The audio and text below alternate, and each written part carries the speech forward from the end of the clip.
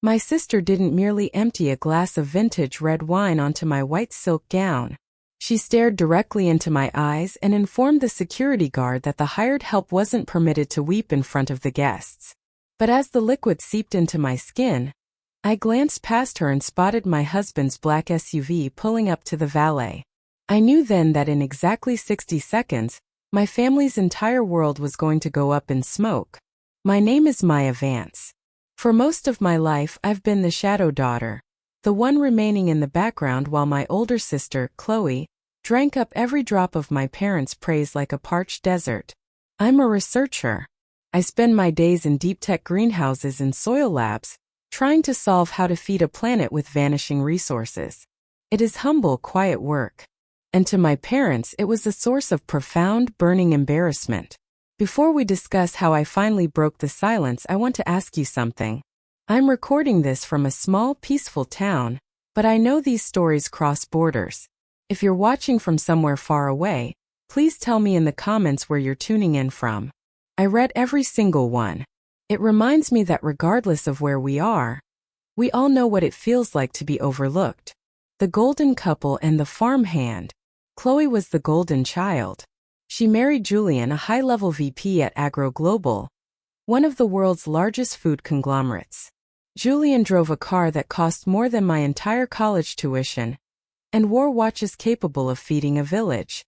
My parents, Robert and Diane, treated him like royalty. Then there was my husband, Caleb. I met him at a seed convention in a dusty Iowa hall. He was wearing work boots and flannel, discussing regenerative farming with a passion that made my heart skip. To my family, Caleb was just a farm hand. When I brought him home, my mother didn't even offer him a seat. She simply asked if he'd remember to wipe the manure off his shoes before stepping on her rug. We've been married for 3 years. In that time, my family has never visited our home. They assumed we lived in a shack with a dirt floor. They had no idea that Caleb didn't just work on a farm. He owned Crestwood Industries. He owned the land, the patents, and the very supply chains that Julian's company relied on to stay solvent. Caleb is worth 9 figures, but he's the kind of man who would rather fix a tractor himself than sit in a boardroom. And me? I wasn't just a lab tech. I was the chief science officer of our firm. Together, we were the silent titans of the industry, but we kept it quiet. Caleb always said, "Maya, if they don't love you when you're poor, they don't deserve you when you're powerful." I agreed, but it was getting harder to stay silent. The wedding of the century. The invitations for Chloe and Julian's wedding of the century arrived 6 months ago. A $200,000 black tie event at a cliffside estate. My invitation came with a handwritten note from my mother. "Please make sure Caleb wears a suit that doesn't smell like the outdoors. We have very important people attending." A month before the wedding, the cracks began to show. My father called me sounding frantic. He didn't ask how I was, he went straight to the point. "Maya, the venue is threatening to cancel. Julian's investments are tied up, and we're short $25,000 for the final deposit. You wouldn't happen to have anything in savings? We'll pay you back once Julian's bonus hits." I knew Julian's bonus wasn't coming. I knew through the industry grapevine that Agro Global was performing a massive audit because someone had been skimming expense accounts. But I heard my father's desperate voice and thought of Chloe. Despite her treatment of me, she was my sister. I sent the money anonymously through a shell corporation we use for philanthropy, telling the venue to call it a special vendor credit. Chloe bragged about it on Facebook the next day. "The universe just knows I deserve the best. A $25K credit because the venue loves my aesthetic." Caleb saw the post and sighed. "Maya, you're too good for them. You know that, right?" "I just want one day where we're all happy, Caleb," I whispered. How naive I was. The storm breaks. The day of the wedding arrived, and with it a storm. Not just the one in the sky, but the one brewing inside that estate. If stories like this matter to you, the ones about quiet people finally standing up for their worth, take a quick second to like this video or subscribe. It tells me there's a community out here that values integrity over image. We arrived at the estate. Caleb had to stay behind for 20 minutes to take an emergency call from an international distributor. So I walked in alone. I was wearing a simple, elegant silk gown in a soft cream. My mother met me at the door, and her face fell. Maya, you look fine, but there's a problem. Julian's CEO decided to show up last minute. We're over capacity in the ballroom. Okay, I said. So where do I sit? She pointed toward the terrace. It was outside. It was raining. There were a few folding plastic chairs set up under a leaking canvas tent near the kitchen entrance. You're joking, I said, my voice trembling. Honey, be reasonable, my father said, appearing behind her.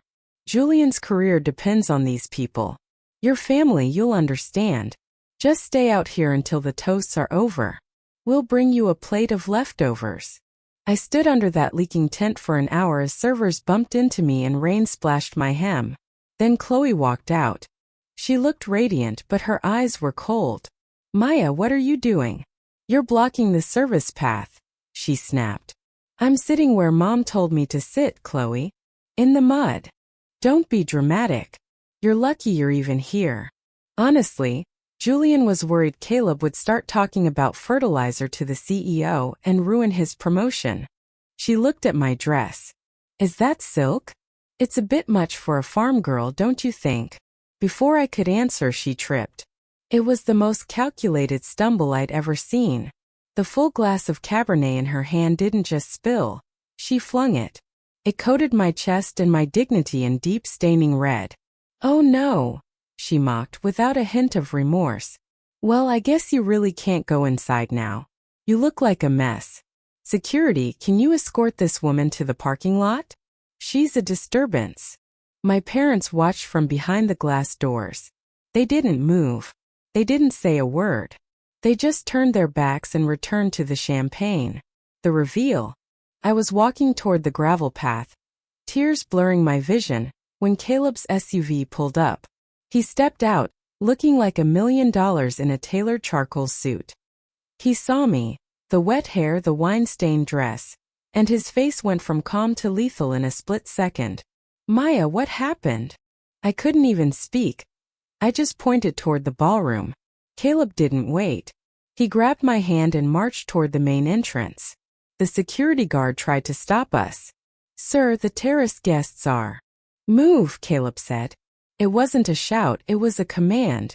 The guard saw the look in Caleb's eyes and stepped aside. We burst into the ballroom right as Julian was giving a toast to success and high society connections. The room went silent. Chloe gasped. Maya, I told you to leave. My mother rushed over. Caleb, please. You're making a scene. You're going to ruin Julian's big night. But someone else was moving toward us. It was an older man in a navy suit, the CEO of Agro Global. Caleb? The CEO asked, sounding shocked. Caleb Vance? I've been calling your office for a week. I didn't know you were attending this. The room shifted. You could actually hear the oxygen leave Julian's lungs. I'm not attending, Caleb said, his voice echoing. I was here to support my wife's family, but it seems they think she belongs in the rain, and they think I'm just a farmhand who might embarrass them. Julian stepped forward, sweating. Sir, Mr. Vance. There's been a massive misunderstanding. Maya, honey, why didn't you say? Say what, Julian? I asked, stepping forward, the red wine still dripping from my hem. That the $25,000 credit that saved your wedding came from my poor husband's pocket? That the research papers you cited in your promotion bid were actually written by me? The CEO's eyebrows shot up. Julian, you told the board that research was yours. It was a collaboration, Julian stammered. No, Caleb said. It was theft. Just like the $40,000 you've been skimming from the Agro Global Logistics Fund to pay for this aesthetic wedding. Chloe screamed. That's a lie. My husband is a success. Caleb pulled a folder from his jacket, the audit report he'd received on the car ride over. He handed it to the CEO. I was going to wait until Monday to sign the merger between my company and yours, but seeing how your VPs treat my wife, I'll be taking my business elsewhere. And Julian, don't bother coming in Monday. Security will have your things in a box on the curb. My father tried to grab Caleb's arm. Son, let's talk. We're family. Caleb looked at my father's hand like it was trash. Family sits together at the table, Robert. They don't put their daughter in the mud. Maya, let's go. The aftermath. We walked out. As we reached the car, I heard the music stop. I heard the caterers announcing that the final payment had been voided. Without that $25,000 I had sent, the contract was null. The lights literally went out on Chloe's wedding. But here's the twist. 2 days later, my mother showed up at our house. The real house, the estate with glass walls and a private lake. She didn't come to apologize. She came with a bill. Since you ruined Chloe's life, she said, eyeing our home greedily, the least you can do is pay off the debt Julian left us with. If you don't, I'll tell the press that Caleb Vance is a cold-hearted mogul who destroys his own family for fun. I looked at her and felt nothing. Go ahead, Mom. Call them. But before you do, you should know I recorded the entire wine incident on the terrace. The security cameras Caleb owns at that venue caught everything. If you go to the press, the world won't see a cold mogul. They'll see a mother who watched her daughter get assaulted and then asked for a check. She turned pale and left. I haven't heard from them since. Chloe and Julian are living in my parents' basement now. Julian is facing a lawsuit for embezzlement, and Chloe is selling her wedding gifts on eBay to pay for his lawyer. Caleb and I are back in the lab in the soil. Because at the end of the day, you can't grow anything beautiful in a place built on lies. Thank you for staying until the very end. If you've ever been made to feel small or hidden in the back of the room, this space is for you. Your worth isn't defined by the chair they give you. It's defined by who you are when no one is looking. Don't forget to tell me where you're watching from, and I'll see you in the next story. Stay strong.